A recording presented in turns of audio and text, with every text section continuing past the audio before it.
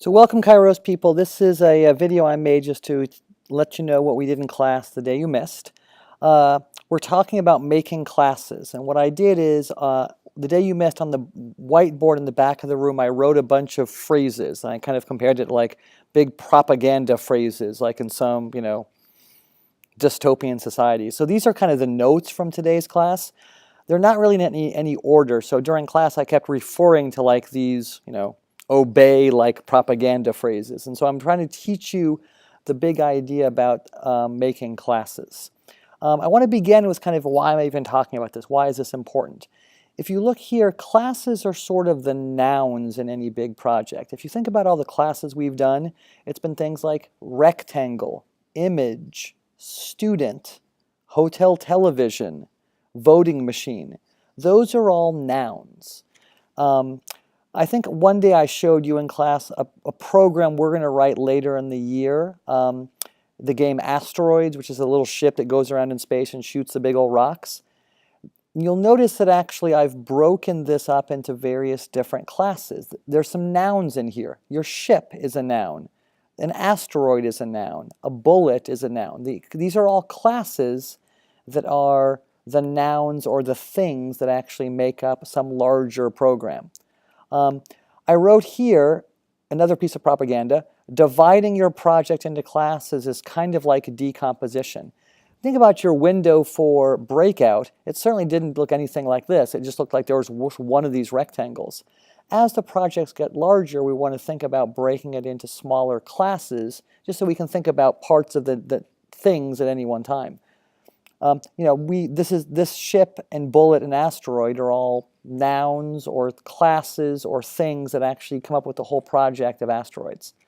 And in this way, we can if we wanted to think about the way the ship works, we could just look in this one. That have nothing to do with, for example, the way the bullet works. So you can see how breaking it up like this is kind of a different way to think about decomposition. But I want to just talk about this a little bit. So the classes are the nouns. And again, every class is a noun. Student, hotel television, rect, image, oval. Those are all nouns. When you think about what are some of the methods that belong to the grect class, you might say things like get width, set color, set location. You may have never thought about this before, but those are all verbs. Those methods are the verbs. Those are the things that you can do to the specific noun. In class, we talked about if you were to think about the person who wrote iTunes. Pretty big thing, and many programmers at Apple certainly worked on iTunes. What are some of the classes that they would naturally think about in writing iTunes? Things like song, playlist, album, things like that. Then you can say, well, what are probably some of the methods that might go along with the song class? Probably things like play, get artist, get length, get number of times played, things like that. What are some of the methods of the playlist class? Add song, get number of songs.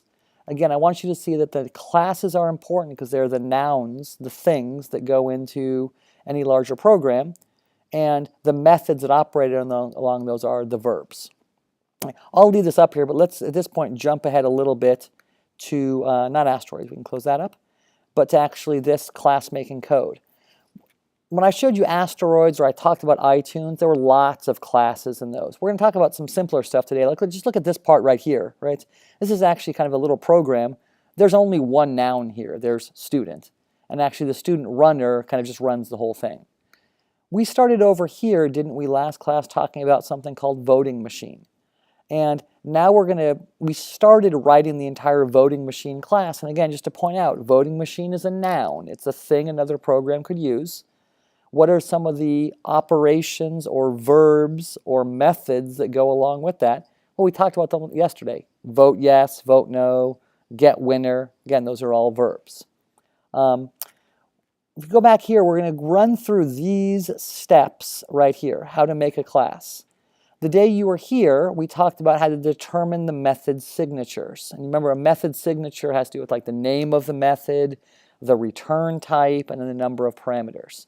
We spent the whole last class working on that. We did that for my grect runner. We did it for the voting machine. And if you look here, I've actually given you, these are, oh, what happened there? Oh gosh. These are all, here we go. These are all the method signatures for the voting machine class. Okay? So that's the first thing we did. And this is actually kind of the easy part, right? That's actually kind of what anybody can figure out how to do. It takes no real critical thinking or creativity. Steps 1 and 2 take some critical thinking and creativity. Now, what private instance variables do you need? And I think for most of the classes, we talked about this a little bit. If you were a voting machine in a simple election with just a yes/no, what would you need to keep track of? Well, probably private int the number of yes votes, and then private int num no votes. We've just done step 1 in the process, figuring out how many private instance variables you need. And that can take a little bit of creativity and critical thinking. I don't think it was that amazingly genius in this case that we figured that out. And you notice I made my variables private, whereas all my methods are public. That's something we're going to do an awful lot. And in fact, if you look back here, I wrote one of my pieces of propaganda, make all your methods public, keep all your variables private. That's because the idea, we don't want people going the back access panel of the voting machine and figuring out what we're doing. We want the freedom. These private instance variables are just for us, the maker of the class, or the person who has to know to fix the machine. The public doesn't need to know about our private instance variables. So we will always keep our methods public and keep our variables private. Okay? Now comes the fun part, which is for each method, let's write some code referring to those private instance variables. The private instance variables are declared outside of any method, so their scope is global. So now let's just think, it just takes a little bit of problem solving and creativity. For num yes and num no, these are our global private instance variables. Well, what would it mean for someone to vote yes? Well, we can just say num yes plus plus. That adds 1 to the number of yes votes. Similarly down here, we can say num no plus plus. Now, vote yes and vote no are procedural methods. You notice their return type is void. They just do something. They just change the private instance variables. Compare that to getWinner, though. GetWinner is a functional method. Its return type is string. So this should actually give back a value. If you think about the logic, how do you determine who wins an election? It's if num yes is greater than num no. That would mean yes wins. So what do you do with that yes? Well, here's kind of a key new word. There's a new reserved word, a new vocabulary word in Java I need to teach you right now, and that word is return. Return, every functional method will have the word return because that is the value you want to return or give back. So we're going to say return yes. Okay? You'll notice I wrote here, down here, functional methods must return a value, procedural methods don't. By return a value, I'd say you must have the word return somewhere in it. I didn't need to return something up here. This method is void. It does not return anything. But this method down here does. We're not quite done down here. We need to say else. Well, if yes didn't win, you may say, well, that means no won. But actually, if you think about it more, there's actually 2 possibilities because it could be a tie. So we'll say if num yes is less than num no, then we will return no, and then else return tie, because if they're not less than or greater than, it must be equal. Okay? So again, this took a little bit of creativity and problem solving, but I don't think it's that hard. And you notice because it returns a string, because it's a functional method, we have to return a string, which we do in every case. Well, down here, this is get yes %. Hey, look, it's functional. It returns a double, so we need the word return here.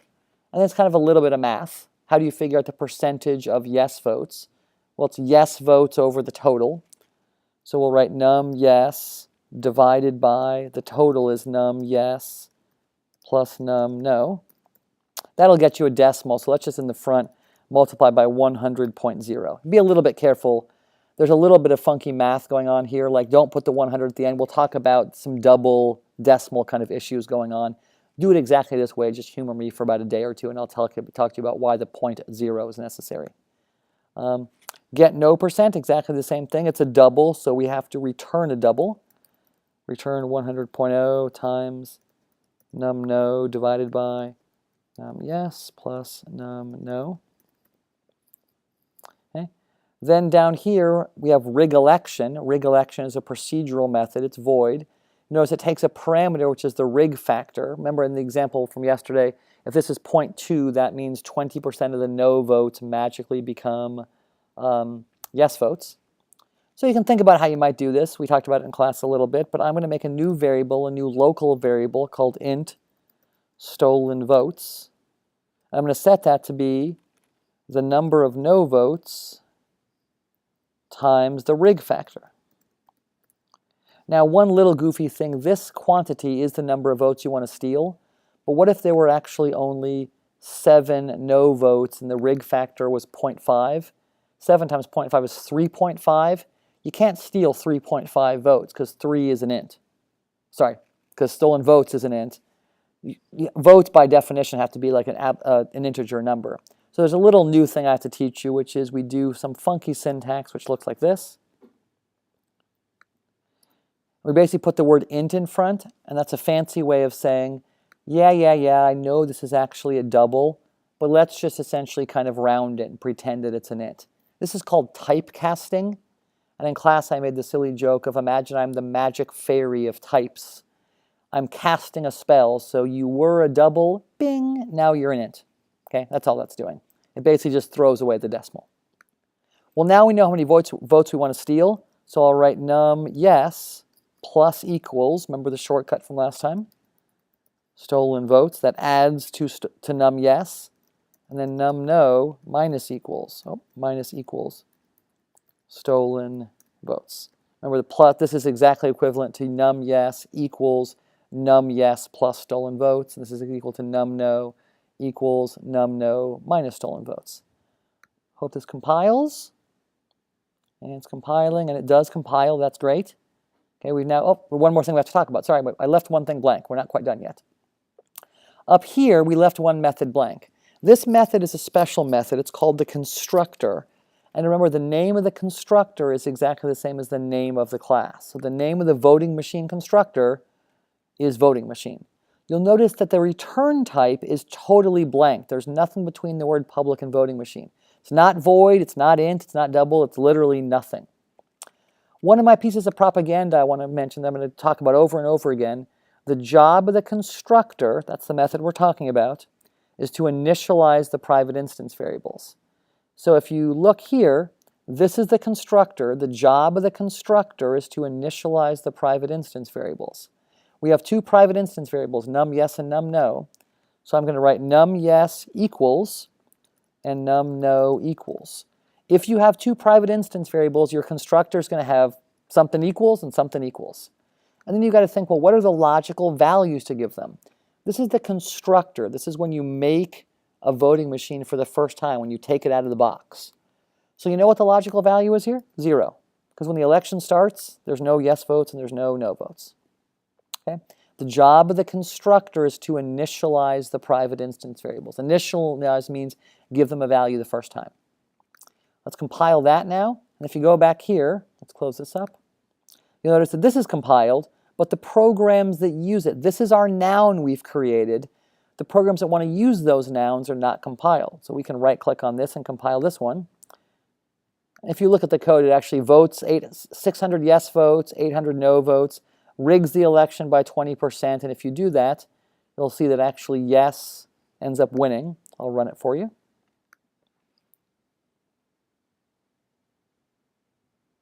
It's running. Trust me, it's running. I hope it's running. You running? Good. I think it's running.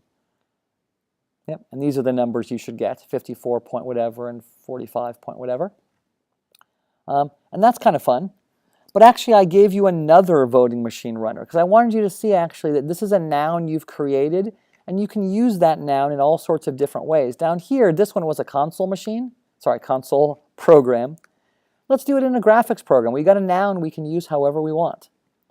So if you run this other voting machine runner, it gives you these kind of rectangles. If you want to vote yes, you can click on the yes vote and then click on the no vote. You can see it automatically updates. And you may wonder, what does that little kind of circle do, a little cyan circle? Turns out it rigs the election by 10%. Rigs by 10%, you have to have quite a few no votes to actually make that happen. But if I click here, hey, look, I'm rigging the election.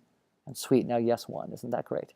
Okay, it's a good example of now that we have this generic noun here, voting machine, you can use that noun in lots of different ways. And sometimes when people look at code like this, they say, you know, why wouldn't you just print line here? Okay, isn't that the same thing as returning?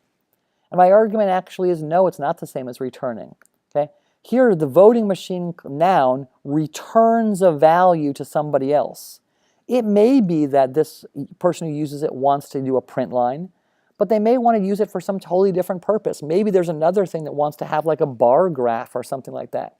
So basically, voting machine just returns the value to somebody else, and then they can use that however they want. I'm going to stop there. There'll be another video probably for, we also talked about roach population, but I want to make sure that this video is good. So you can watch this one and the other one also. Good work.